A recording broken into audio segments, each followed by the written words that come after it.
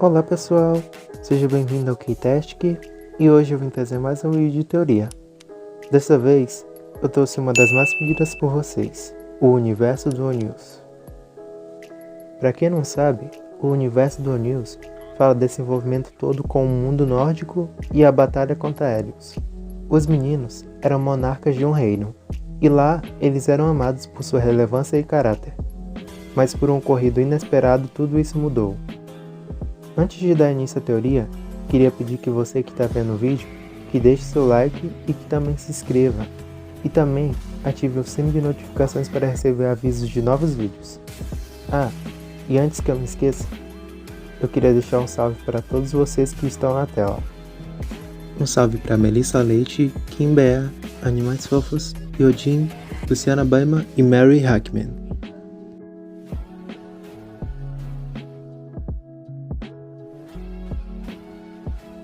No primeiro story filme de Come Back Home, é contada uma história que fala de 6 monarcas, estes que seriam o próprio ONews. É citado também o deus Hélios, que é o deus do sol na mitologia grega. Na história, os humanos adoravam muito os 6 monarcas, e por ciúmes disso, Hélios ameaçou os humanos em fazer o sol desaparecer para sempre. Os humanos, assustados por sua vez, sacrificaram 6 monarcas a Hélios. Hélios então decidiu exilar os 6 monarcas e os seus servos, amaldiçoando-os em vampiros e a beberem o sangue de seus amados humanos. O exílio em questão se passa no Menvi de Valkyrie. Em Valkyrie, eles estão em lugares super fechados e escuros, onde apenas os raios de luz podem iluminá-los, assim como na história de Hélios. Então, eu supus que talvez ali fosse o ponto de exílio. Voltando à história. Os servos não entendiam bem os humanos. Eles pensaram que foram traídos e seguiram se vingando. O ONews, com a humanidade restante, escolheu continuar apenas bebendo sangue de malfeitores, descrito em Twilight. Entretanto, os servos resolveram adorar a lua para obter sua vingança. Então, em um determinado eclipse, uma criança nasceu. A profecia aconteceu e todos os servos teriam que matar essa criança para todos terem uma noite eterna. O ONews não gostou das ações dos servos, então escolheu sempre proteger a criança. A partir dali, ocorreu uma guerra entre os monarcas e os servos. Essa guerra entre eles durou 100 anos, e claro, o ONews venceu. No primeiro story filme, foi explicado que o ONews venceu e colocou a alma dos perdedores num colar.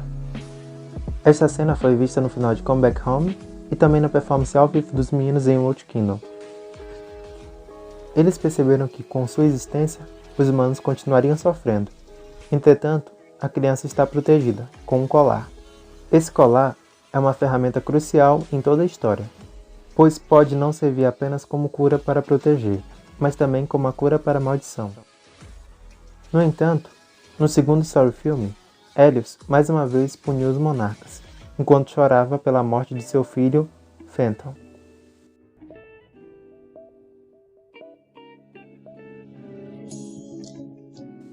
A continuação da história entra justamente neste comeback, To Be or Not To Be. Como dito antes, Hélios perdeu seu filho. Sua tristeza se transformou em raiva e atingiu os monarcas. Ele decidiu prender os meninos em uma câmara solar para um sonho eterno. E para escapar dali, eles precisariam beber sangue da profética criança que eles protegeram todos esses anos. Mas o ONews rejeitou essa ideia. Eles dormiram por 100 anos, até Huan Yong abriu os olhos dele. Ele perguntou a Hélios se ele poderia dirigir a carruagem do sol, caso aceitasse o acordo. Então, ele relutantemente concordou. Antigamente, a carruagem do sol era dirigida pelo filho de Hélios, Fenton. Por angústia de viver assim, os outros integrantes precisariam fazer outra escolha: ser ou não ser. Para o inglês, To Be or Not To Be. To Be or Not To Be, que para o português significa ser ou não ser, é a faixa título do ONews deste álbum. O nome da música é To Be or Not To Be porque os meninos tinham que fazer uma escolha: ser vampiro ou não ser. O único que escolheu não ser vampiro foi o Kyung-hee, tanto que ele é coroado no final.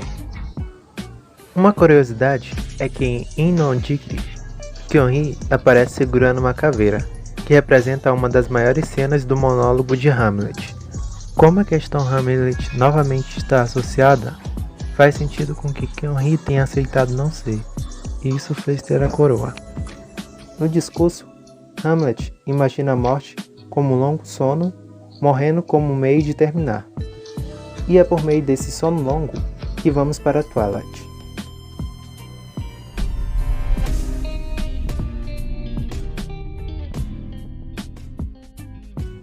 Como havia dito, os meninos viveram como vampiros, e esse tempo é justamente retratado em Twilight. Em cenas, vemos Leto nas escadas, observando uma estátua. Essa escultura se chama Laocoonte e seus filhos. Representa a morte do sacerdote troiano Laocoonte, que foi punido pelos deuses para morrer estrangulado por serpentes marinhas, junto de seus 2 filhos. Nos mitos gregos, é relatado que durante a Guerra de Troia, 2 cobras foram enviadas por Apolo e atacaram Laocoonte, um sacerdote troiano do culto de Apolo, e seus 2 filhos. É dito que por causa do sacerdote que avisou os troianos que se permitiu-lhes entrar na cidade para o cavalo de Troia cair em uma armadilha preparada pelos gregos. Outras versões dizem que foi porque ele quebrou seu voto de celibato a Apolo. Por muito tempo, esteve relacionado a Apolo e Hélios, principalmente pela carruagem do Sol, que envolve justamente Hélios.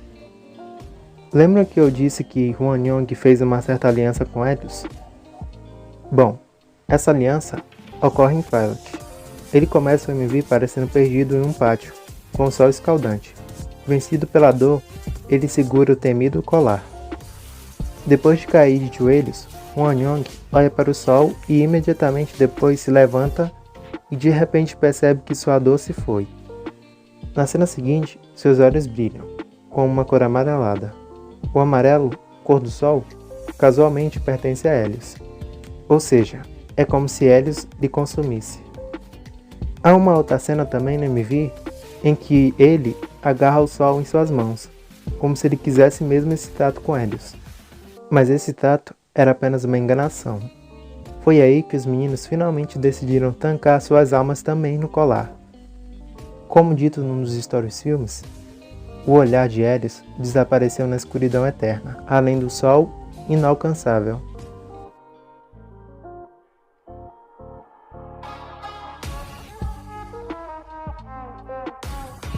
A primeira coisa que vemos é Leto estando de joelhos, e Hwang Yong está atrás dele.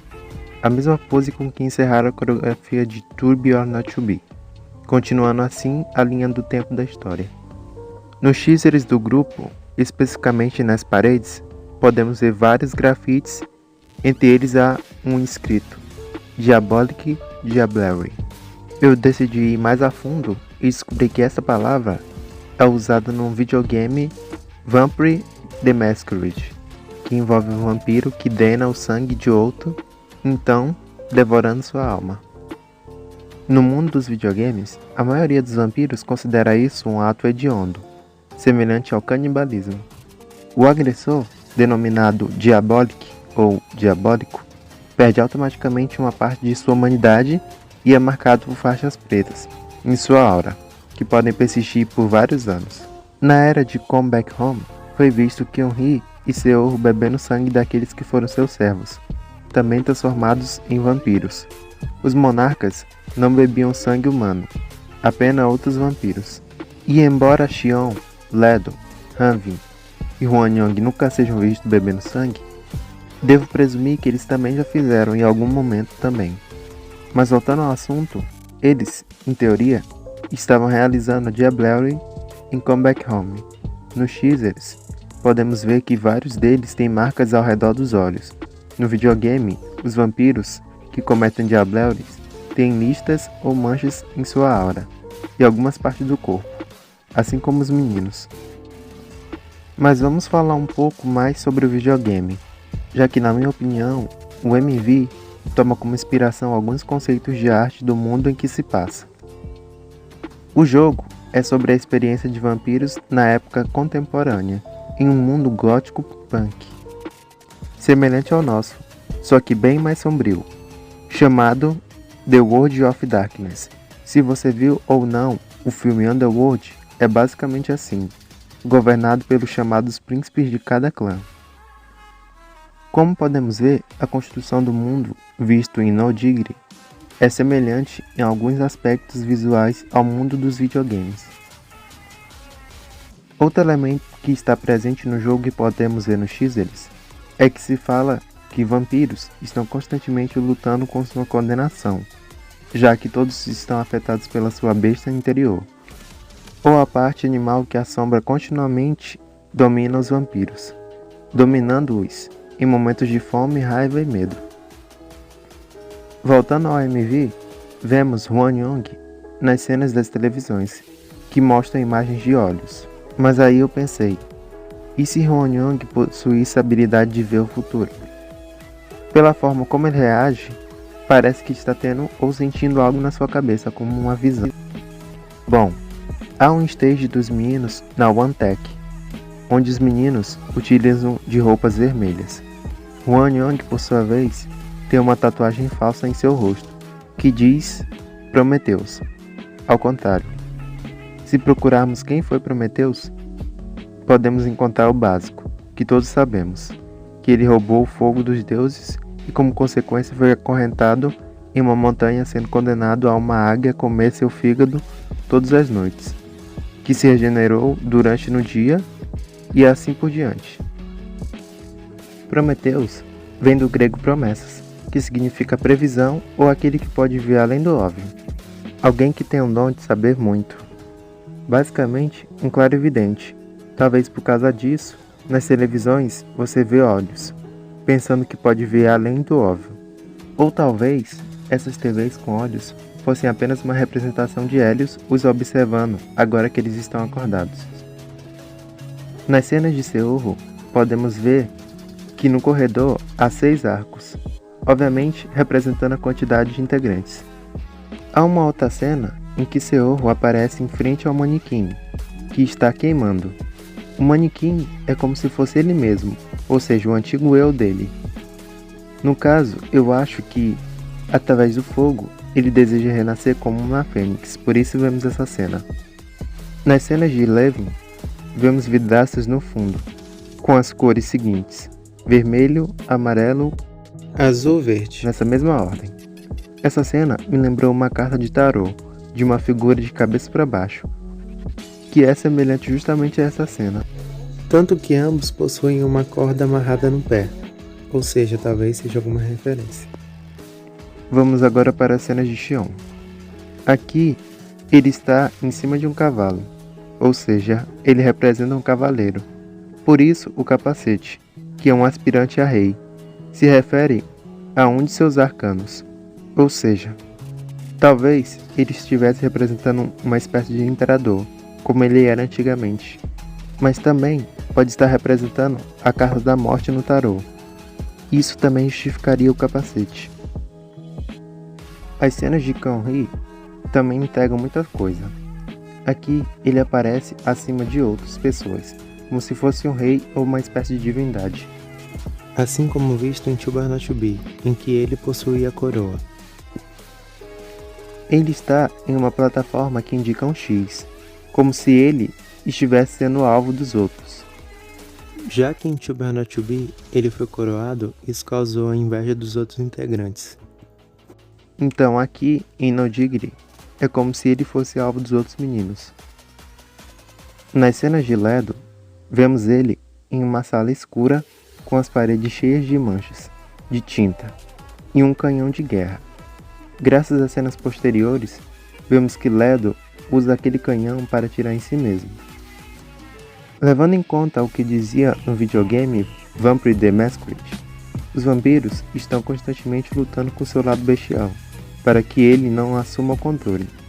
Então, sabendo disso, podemos dizer que aquele quarto escuro é uma representação da mente de Ledo, e que os dois Ledos vivem então o seu lado vampírico, e eles estão agora em uma espécie de luta constante para ver qual das duas partes consegue assumir o controle. É por isso que eles tentam se destruir com o canhão. Já as manchas de tinta na parede podem simbolizar a falta de controle e loucura. A última coisa que vemos no MV é Kyung-hee andando. Ele olha para baixo e vê os outros meninos refletidos em algo que parece um espelho no chão. Muitos, assim como eu, acreditam que talvez Kyung-hee tenha trancado os outros meninos em outra dimensão. Bom pessoal, essa foi a teoria de hoje. Eu espero de verdade que vocês tenham gostado. E se vocês tiverem gostado, deixem seu like. E também não esqueçam de compartilhar essa teoria. É isso por hoje, tchau!